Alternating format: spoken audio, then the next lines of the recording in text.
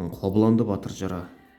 Қобыланды батыр жырын жинау, хатқа түсіру жайы 19 ғасырда ғана қолға алынды.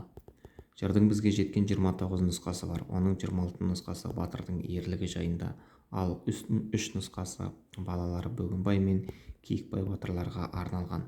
1860 жылы Орай Алтынсарин Марабай жыраудан осы жырды жазып алған. Жырдың Марабай нұсқасын 1922 жылы Дибаев Ташкентте жеке кітап етіп шығарды. Қобыланды батыр жырының кейіпкерлері. Қобыланды батыр негізгі кейіпкер.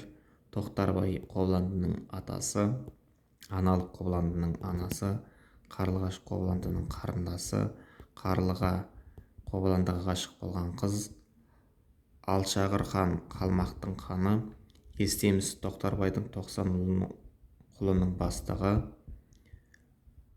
Көктім Аймаққан Қызылбасқаны, Құртқа Көктім Аймаққанның қызы, Қобыландының жары, Қазан Қызылбасты елінен шыққан ер, Сейілдің ұлы Қараман Қазанға қарсы күрес ашатын батыр.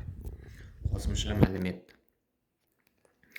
Қазан деген ердің тартып алған қалалары: Ноғайлының жері, Қырлықала мен Сырлықала.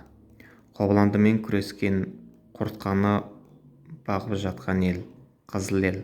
Қобыландының тұлпары Тайбурыл, Қазанның тұлпары Қарақасқат. Көбікті ханның аттары Тарлан мен Көкбес. Қарлығаның мінген аты Ақманшақ.